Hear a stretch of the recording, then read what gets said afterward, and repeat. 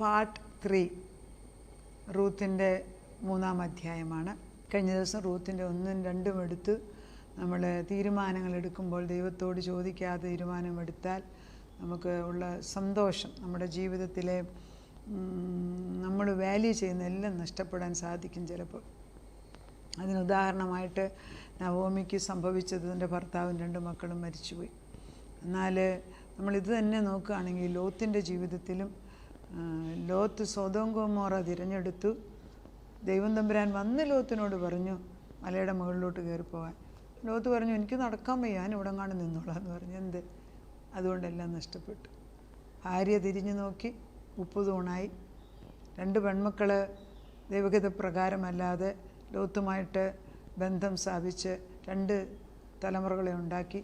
മോവാബ്യർ, മറ്റേയാളുടെ പേര്, ഒരാൾ മൊവാബ്യരും മറ്റേയാൾ ആമോനൈറ്റ്സും 2 പേരും ദൈവത്തിൻ്റെ ഹിതമല്ലാത്തവർ. പക്ഷേ ദൈവകൃപയാൽ ചിലരെ അതിൽ നിന്ന് ദൈവം എടുത്ത് രക്ഷിക്കുന്ന ഒരാളാണ് റൂത്ത്. ഒരു മൊവാബ്യ സ്ത്രീയാണ്. നമ്മളത് മനസ്സിലാക്കുമ്പോൾ നവോമി സത്യദൈവത്തെ അറിയുന്നവർ ഒരു മൊവാബ്യ ദേശത്ത്, അതായത് മനുഷ്യരെ കുരുതി കഴിക്കുന്നിടത്ത് പോയി അവിടെ താമസിക്കേണ്ട ആവശ്യമില്ലായിരുന്നു. തിരഞ്ഞെടുക്കുന്ന സ്ഥലം മോശമാണെങ്കിലും ചില സ്ഥലങ്ങൾ നമുക്ക് ചെല്ലത് അവരോട് ചേരാൻ കൊള്ളത്തില്ല. അങ്ങനെ ഒരു പക്ഷേ നവോമിയുടെ ആൺമക്കളെ അവർ കുരുതി കഴിച്ചതാണോ? അങ്ങനെ ഒരു സെയിങ് ഉണ്ട്, there is no written evidence, it's possible. അത് ദുഷ്ടശക്തിക്ക് അറിയാമല്ലോ ആരാ ദൈവത്തെ വിളിക്കുന്നത്. അവരെപ്പോഴും ഈ വിശുദ്ധിയിൽ ജീവിക്കുന്നവരെയാണല്ലോ എടുത്ത് നശിപ്പിക്കുന്നത്.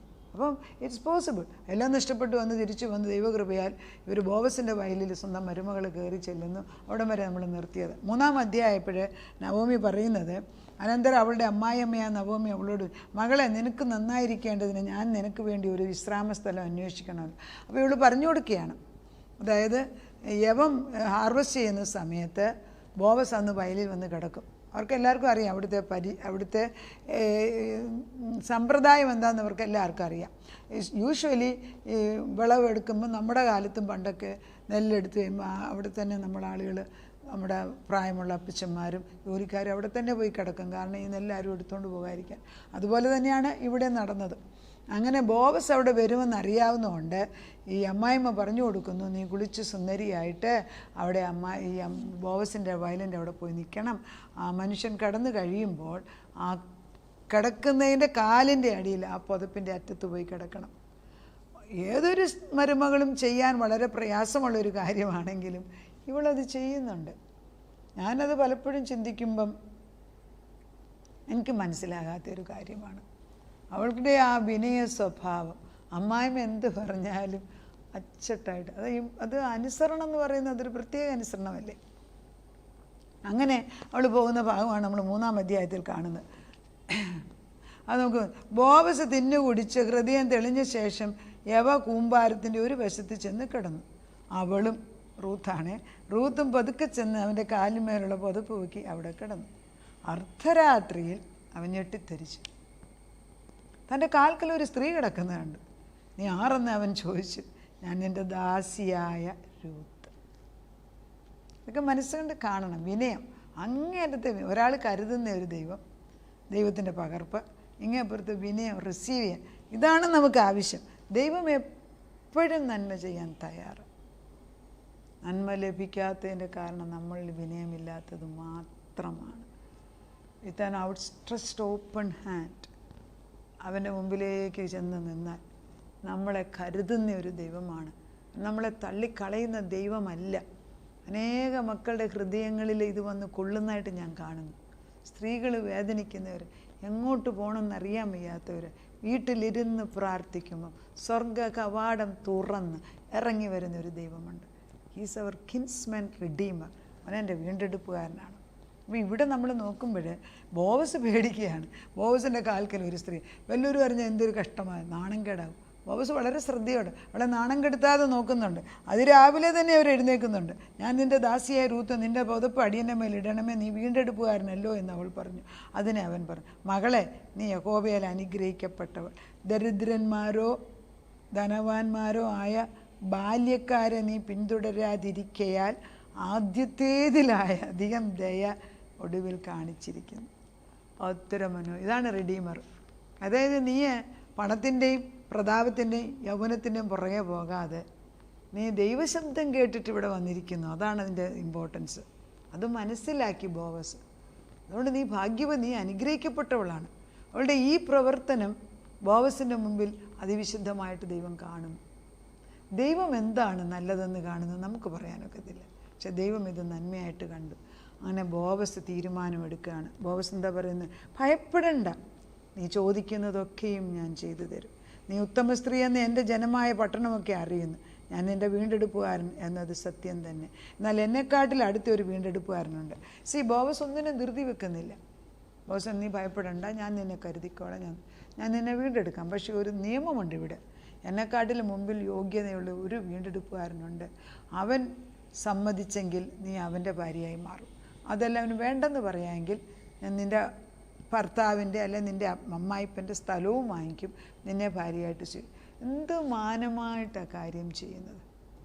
ഇരുട്ടത്തും വെളിച്ചത്തും ഒരുപോലെ പ്രവർത്തിക്കുന്ന ഒരു വിശുദ്ധൻ. അതല്ലേ നമ്മളും ആഗ്രഹിക്കുന്നത്? കർത്താവേ, ഇരുട്ടത്തും വെളിച്ചത്തും മനുഷ്യരുടെ മുമ്പിലും അല്ലാത്തപ്പോഴും എനിക്ക് ഒരേ ഹൃദയം തരണം, ആ വിശുദ്ധ ഹൃദയം. അത് ദൈവം അങ്ങനെയാണ്. അതുകൊണ്ട് ഇരുട്ട് പോലും നിൻ്റെ മുമ്പിൽ വെളിച്ചമായിരിക്കുന്നു. നമ്മൾ 139 സങ്കീർത്തനത്തിൽ വായിച്ചു. ആ ദൈവം എൻ്റെ മുമ്പിൽ എൻ്റെ ഹൃദയത്തെയാണ് നോക്കുന്നത്, അകത്തോട്ട്. ബോവസിൽ ആ നന്മ ഹൃദയമുണ്ട്. നോക്കിയിട്ട് എന്ത് സംഭവിച്ചു? അവനെടുക്കണം, അവനാണ് ആദ്യത്തെ. അതുകൊണ്ട് നീ അതിരാവിലെ എഴുന്നേറ്റ് വാ, നീ ധരിച്ചിരിക്കുന്ന പുതപ്പ് കൊണ്ടുവന്ന് മറ്റുള്ളവർ നിന്നെ കളിയാക്കണ്ട, പിടിക്കുന്നതിന് മറ്റുള്ളവർ അറിയുന്നതിന് മുമ്പ് നീ ധരിച്ചിരിക്കുന്ന പുതപ്പ് കൊണ്ടുവന്ന് പിടിക്കുക എന്ന് അവൻ പറഞ്ഞു. അവൾ അത് പിടിച്ചപ്പോൾ അവൻ 6 ഇടങ്ങഴിയവം അവൾക്ക് തൂക്കിക്കൊടുത്തു. അവൾ പട്ടണത്തിലേക്ക് പോയി. അവൾ അമ്മായിമ്മയുടെ അടുക്കൽ ചെന്നപ്പോൾ, നിൻ്റെ കാര്യം എന്തായി മകളെ എന്ന് ചോദിക്കും. എൻ്റെ പൊന്നെ, ഈ രാത്രിയിലൊക്കെ അറിയാൻ വയ്യാത്ത ഒരു സ്ഥലത്ത് നമ്മളെങ്ങാനും നമ്മുടെ മക്കളോടോ മരുമക്കളോടോ ഇങ്ങനെ എങ്ങാനും പറഞ്ഞിരുന്നുവെങ്കിൽ നാളെ ഫസ്റ്റ് നമ്മുടെ മൊബൈലിൽ മുഴുവൻ ഏറ്റവും വലിയ പ്രധാന ദൂതായിട്ട് മെസ്സേജായിട്ട് ഇത് വന്നേന്. എത്രയോ വ്യൂവേഴ്സാ, ലക്ഷക്കണക്കിന് ആളുകൾ കേട്ടേന്, എത്രയോ അഭിപ്രായം കേട്ടേന്. ഇതൊന്നും അവിടെ സംഭവിച്ചില്ല. ദൈവം എത്ര വിശ്വസ്തൻ! ദൈവത്തിൻ്റെ കരുതൽ കണ്ടില്ലേ? അങ്ങനെയുള്ളിടത്ത് കൊണ്ട് കൊടുക്കും. ചിലർ സഹായം ചെയ്യും, അവരത് വിളിച്ചു പറഞ്ഞു. ചിലർ സഹായം ചെയ്യും, ഒരുത്തരോട് അവർ പറയൂല. അങ്ങനെയുള്ളവരെ എനിക്കറിയാം. സഹായം ചെയ്തിട്ട് പറയാത്തവർ, എന്തൊരു ഹൃദയത്തിൽ അവരെക്കുറിച്ചുള്ളൊരു ഭവ്യതയാണെന്നോ പറയാത്തവരോട്. പറയുന്നവരോട് നമ്മൾ അവർ ചെയ്ത് എന്ന് പറഞ്ഞത് സന്തോഷം തന്നെ. പക്ഷെ പറയാത്തവരുണ്ട്, ഒട്ടും പറയാത്തവർ. അങ്ങനെയുള്ളവരെ എനിക്കറിയാം, എൻ്റെ ഫാമിലി തന്നെയുണ്ട്. അവരോട് പ്രത്യേക ഒരു ബഹുമാനമാണ്. എങ്ങനെ അത് പറയാതിരിക്കുന്നു? അവരുടെ ആ കുലീനത്വം, ഈ ബോസിൻ്റെ കുലീനത്വം നമ്മൾ മനസ്സിലാക്കണം. അങ്ങനെ ഇവൾക്ക് വേണ്ടി കൊടുത്തു കഴിഞ്ഞ് തിരിച്ച് വന്ന ഉടനെ അമ്മാവിയോട് ഇതെല്ലാം ഇവർ പറയാണ്. അമ്മായിയുടെ അടുക്കൽ വെറും കൈയായിട്ട് നീ പോകണ്ട എന്ന് പറഞ്ഞാണ് ഈ 6 ഇടങ്ങഴി അവൻ കൊടുത്തു വിട്ട്. അതിനവൾ ഇപ്പം ഈ അമ്മായിമ്മയുടെ ഹൃദയം എന്തൊരു സ്നേഹം കണ്ടു. അവൾ പറയാണ്, എൻ്റെ മകളെ, ഈ കാര്യം എന്താകുമെന്ന് അറിയുവോളം നീ അനങ്ങാതിരിക്ക. ഇന്ന് ഈ കാര്യം തീർക്കും വരെ അയാൾ സ്വസ്ഥതയായിരിക്കില്ലേ എന്ന് പറഞ്ഞു. എന്തൊരു ഉറപ്പല്ലേ! നീ എന്തിനാ ഭയപ്പെടുന്നത്? ഈ 2, 3 ദൈവത്തിൻ്റെ അയക്കുന്ന സഹായം. ദൈവം ഒരു സഹായം അയച്ചാൽ അത് മനോഹരമായിട്ട് അയക്കും. വളരെ നല്ല ചാപ്റ്ററല്ലേ ഇത്. ഒരു ബോവസ്, നമ്മൾ ചിന്തിക്കത്തില്ലേ അങ്ങനെ കരുതുന്ന ഒരു സഹോദരനുണ്ടായിരുന്നെങ്കിൽ, അങ്ങനെ എന്നെക്കുറിച്ച് കരുതുന്ന ഒരു ഭർത്താവ്, അങ്ങനെ എന്നെക്കുറിച്ച് കരുതുന്ന ഒരു കൂട്ടുകാരൻ അല്ലെ ഒരു കൂട്ടുകാരി. ഇതൊക്കെ നമ്മൾ ചിന്തിക്കുമ്പോഴും വേദപുസ്തകത്തിൽ ഓരോ വ്യക്തികളുടെ ഹൃദയത്തിനകത്ത് നന്മകൾ പൊങ്ങി വരും. ഇപ്പോൾ ബോവസിനെ നമ്മൾ വായിക്കുന്തോറും ഒരു ബഹുമാനമാണ്.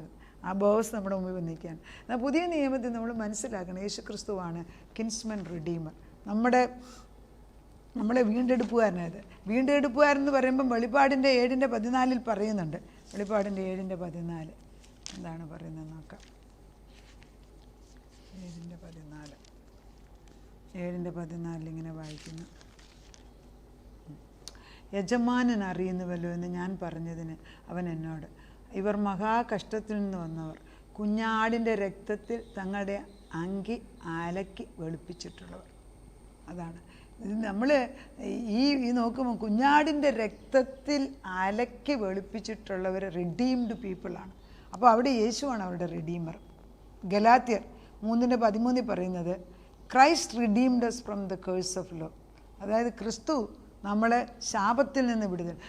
മരത്തിന്മേൽ തൂങ്ങുന്നവനല്ല ശപിക്കപ്പെട്ടവൻ എന്ന് പറഞ്ഞു വെച്ച് പിന്നെ പറയുന്നത് യേശു ക്രിസ്തു നമ്മളെ ശാപത്തിൽ നിന്ന് റിഡീം ചെയ്തെടുത്തു. എഫേസ്യർക്ക് 1:7 he redeemed us through his blood, അവൻ്റെ രക്തമൊഴിച്ച്. Titus 2:14 Jesus gave himself to redeem us from lawlessness.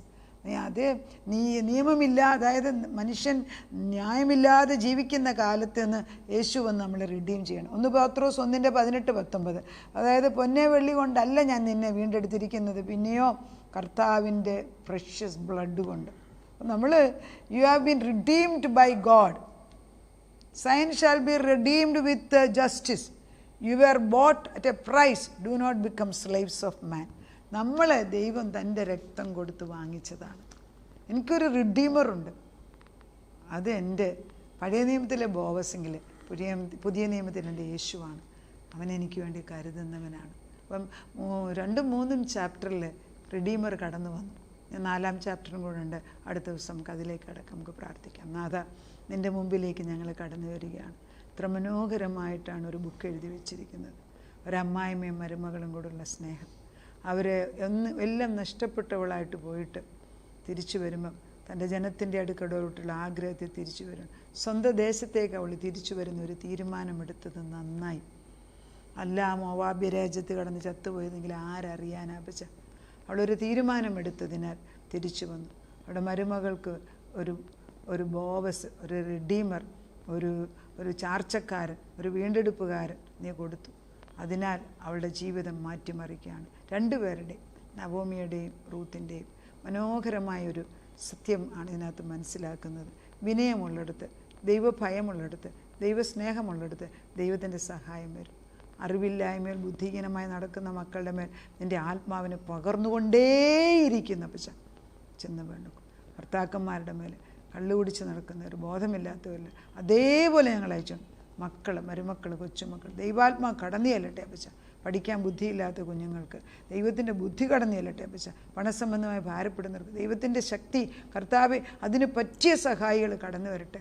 ഓരോ പ്രശ്നത്തിനും നീ മതിയായവൻ. രോഗസൗഖ്യം നീ കൊടുക്കും. അതല്ല, അത് ചികിത്സിക്കാൻ പറ്റിയ ഡോക്ടറിനെ കാണിച്ചു കൊടുക്കണം. ആവശ്യമില്ലാത്തടത്ത് പോകാനിടയാക്കല്ലേ. കറക്റ്റ് പ്ലേസിൽ തക്ക സമയത്ത് കൊണ്ടുവന്നാക്കുന്ന നീയാണ്. താഴ്ന്നിരിക്കുകയാണ്. നിൻ്റെ കൈക്കീഴിൽ ഞങ്ങൾ താഴ്ന്നിരിക്കുമ്പോൾ സകല നന്മയ്ക്കായിട്ട് ചെയ്യുന്ന ദൈവമുള്ളതിനാൽ സ്തോത്രം ചെയ്യുന്നു. പ്രാർത്ഥനയായിട്ട് ഉത്തരം തന്ന ദൈവത്തിന് നന്ദി. യേശു ക്രിസ്തുവിൻ്റെ പൊന്നുനാമത്തിൽ തന്നെ ആമേൻ.